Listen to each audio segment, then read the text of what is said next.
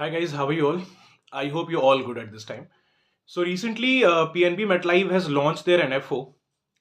NFO का जो नाम है that is small cap fund NFO actually, जो कि PNB ने जस्ट आज ही इस NFO को लॉन्च किया है. ऑलरेडी मैंने कुछ वीडियोस पहले बताया था कि PNB अपना एक NFO लॉन्च करने जा रहा है फैब मंथ के अंदर, और आज इस NFO को लॉन्च कर दिया गया है. सबसे पहले अगर हम रिटर्न्स की बात करें कि क्या इसके अंदर रिटर्न पोटेंशियल हमारा हो सकता है लॉन्ग टर्म के हिसाब से अगर हम इन्वेस्टमेंट करना चाहते हैं तो, और इसमें क्या क्या फायदे अगर आप शॉर्ट टर्म के लिए अगर इन्वेस्टमेंट करते हैं तो. एनएफओ के ऊपर ऑलरेडी हमने काफी वीडियोस बनाए हैं. अभी फैब के अंदर एक आईसीएस के ऊपर हमने बनाया था, जैन के अंदर भी एक मिड कैप के ऊपर हमने बनाया था जो कि मैक्स का था, और आईसीएससी के अंदर भी हमने जो बनाया था वो मिड कैप कैटेगरी का था जो फैब में आया था. बट ये मिड कैप कैटेगरी का फंड नहीं है जिसका हम डिस्कशन आज करने वाले हैं. ये है स्मॉल कैप कैटेगरी का फंड, जहां पर पैसा आपका स्मॉल कैप इंडस्ट्रीज के अंदर लगाया जाता है. सबसे पहले मैं आपको बताना चाहूंगा, अगर आप एक इन्वेस्टमेंट लॉन्ग टर्म के हिसाब से करना चाहते हैं जहां पर आपको रिटर्न थोड़े हाईली चाहिए, then small cap sectors are more best as comparatively mid cap and large cap. थोड़ा सा रिस्क ज्यादा होता है अगर आप स्मॉल कैप के अंदर इन्वेस्टमेंट करोगे तो small cap sectors little bit are more risky.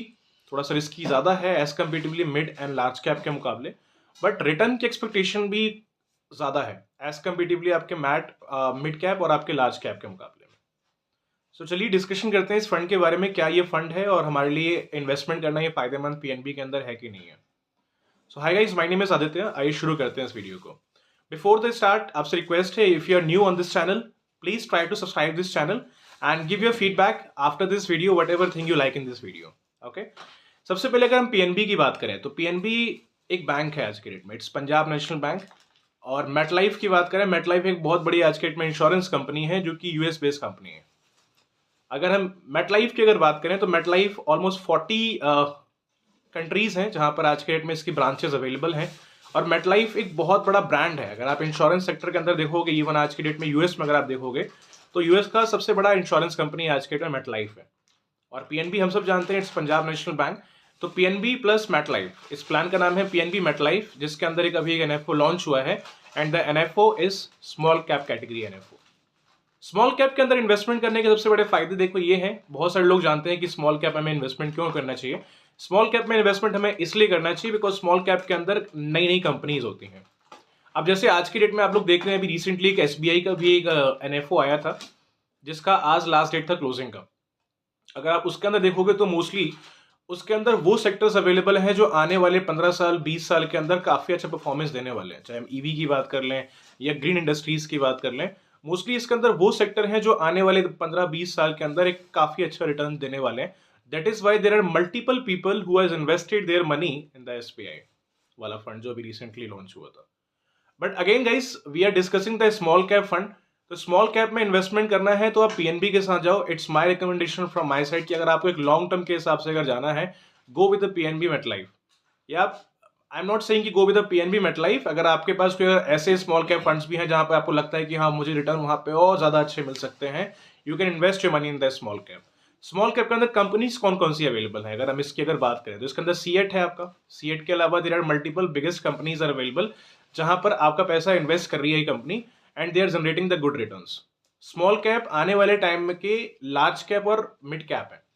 अब पीएनबी की बात करें तो पीएनबी के अंदर एक तरह से दो टाइप के प्लान्स अवेलेबल हैं. एक है pure market link ULIP plan जो कि मेरा वेल्थ प्लान के नाम से जाना जाता है. अगर आप इसमें अगर इसके रिटर्न्स देखोगे तो इसके जो रिटर्न है बेसिकली स्मॉल कैप का तो ऑब्वियसली रिटर्न अभी शो नहीं कर रहा है because it's a new fund और स्मॉल कैप है तो अभी जस्ट शुरू ही हुआ है कुछ टाइम पहले ही. लेकिन इनके जो प्रीवियस फंड है, अगर आप मिड कैप की बात करोगे, इनके पास एक मिड कैप फंड है. अगर आप उनके रिटर्न्स अगर चेक करोगे मेरा वेल्थ प्लान में, अगर आप पीएनबी के अंदर जाते हैं तो पीएनबी के अंदर एक प्लान है दैट इज मेरा wealth plan. You just go with that plan क्योंकि वो प्लान आज के डेट में पीएनबी के अंदर अगर देखा जाए तो वो बेस्ट है. क्योंकि अगर आप उसके रिटर्न्स की बात करोगे तो रिटर्न उस प्लान में काफी अच्छा आया है. इवन मल्टीपल फंड्स अवेलेबल है, बट अगर मैं बेस्ट फंड की बात करूं तो multi cap sorry mid cap fund है. मिड कैप जो फंड है अगर आप उसके रिटर्न्स चेक करोगे, it has given almost 30% something return. 30% का रिटर्न इस फंड ने ऑलरेडी प्रोवाइड कर दिया है लास्ट 5 ईयर्स के अंदर. I am again repeating, small cap का रिटर्न नहीं बता रहा हूं, it's a mid cap return जो कि इस टाइम पे पीएनबी मेटलाइफ में ऑलरेडी पिछले काफी टाइम से चल रहा है. 2018 में ये फंड लॉन्च इन्होंने किया था. और अगर हम इसके 5 इयर्स ग्रोथ की बात करें तो इस फंड ने जो रिटर्न प्रोवाइड किया है इस मिड कैप फंड ने, इट्स अराउंड 30.6% समथिंग रिटर्न जो ऑलरेडी इसने प्रोवाइड किया है.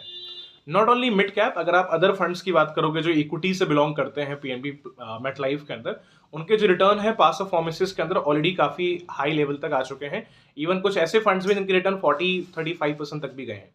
अगर आप इन्हीं का अगर 1 ईयर का रिटर्न चेक करोगे, जो मिड कैप फंड की बात कर रहा हूँ, तो 1 ईयर का रिटर्न भी इनका 55 प्लस ही गया है। अगर आप मिड कैप के रिटर्न्स अगर मॉर्निंग स्टार जैसी वेबसाइट पे अगर आप चेक करोगे तो वहां पे ऑटोमेटिकली आपको शो हो जाएगा। So what I am trying to say कि अगर आप इनके जितने भी फंड्स अगर देखोगे तो उनके रिटर्न ऑलरेडी काफी अच्छे गए हैं, जो इन्होंने 5 साल 7 साल 8 साल पहले लॉन्च किया था।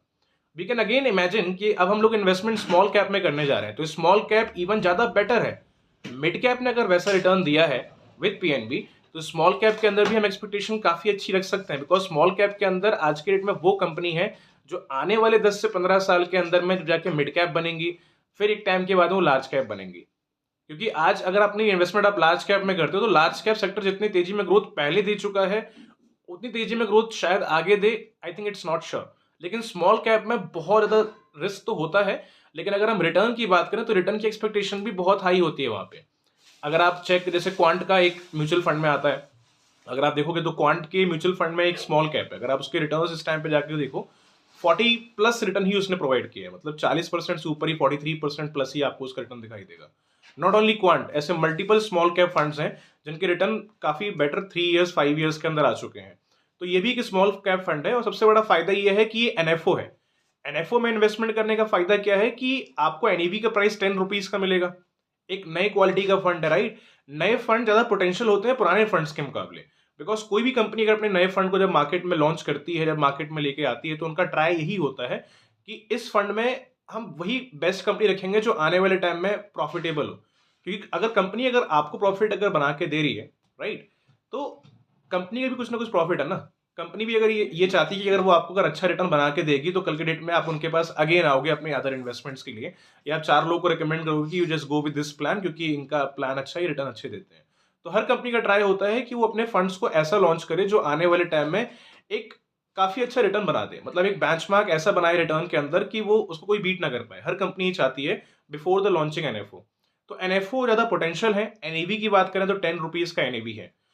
तो पीएनबी अगर आपको जाना है, you can go with PNB MetLife, और एक और ऑप्शन आता है पीएनबी के अंदर, that is capital guarantee solution plan. Capital guarantee के ऊपर बहुत सारी वीडियो हमने ऑलरेडी बनाई हुई है मल्टीपल प्लान्स के ऊपर। तो कैपिटल गारंटी सॉल्यूशन में इन्वेस्टमेंट उनको जाना चाहिए मोस्टली जो ये चाहते हैं कि मैं अपना कुछ कैपिटल सिक्योर करना चाहता हूँ। बिकॉज एक टाइम के बाद में जैसे जैसे आपकी अगर एज इंक्रीज होती है, you should decrease the equity part. वो आपके ऊपर डिपेंड करता है, आपको अगर इक्विटी बढ़ाए रखना है बढ़ा सकते हैं, बट एज रूल ये कहता है कि जितना आपका एज इंक्रीज हो रहा है तो अपना इक्विटी थोड़ा सा कम करते जाइए, डेप्थ को बढ़ाते जाइए। अगर आप जितना यंग है, in the young age try to invest your money in the equity. Mostly पैसा आप ट्राई करो कि आपका इक्विटी के अंदर ही इन्वेस्टमेंट हो। जितना ज्यादा इक्विटी के अंदर इन्वेस्टमेंट होगा, you can generate the good return in the starting time. और जैसे जैसे आपका एज बढ़ रहा है, try to diversify some money in the depth part also. थोड़ा सा डेप्थ को भी इंक्रीज करो, पूरा इक्विटी के अंदर पैसा मत रखो। तो कैपिटल गारंटी सॉल्यूशन प्लान क्या है? Capital guarantee solution plan is the combination of guaranteed and market link ULIP. अगर आप कैपिटल गारंटी की अगर रिटर्न्स की बात करो, तो जैसे मैंने बताया कि मेरा वेल्थ प्लान एक है पीएनबी का, जो कि मिड कैप फंड की बात करें तो उसने जो रिटर्न दिया वो 30% रिटर्न दिया, 30.6% लास्ट 5 ईयर्स का आया है। बट अगर आप वही कैपिटल गारंटी सॉल्यूशन के साथ में जाते हो, तो कैपिटल गारंटी सॉल्यूशन का जो पीएनबी मेटलाइफ प्लान है, अगर इसमें कॉम्बिनेशन आप मेरा वेल्थ प्लान एंड इनका जो गारंटेड कॉम्बो आता है अगर आप उसके साथ में लेते हैं, तो इसके जो रिटर्न्स अब तक आए हैं वो 25% के अराउंड आए हैं।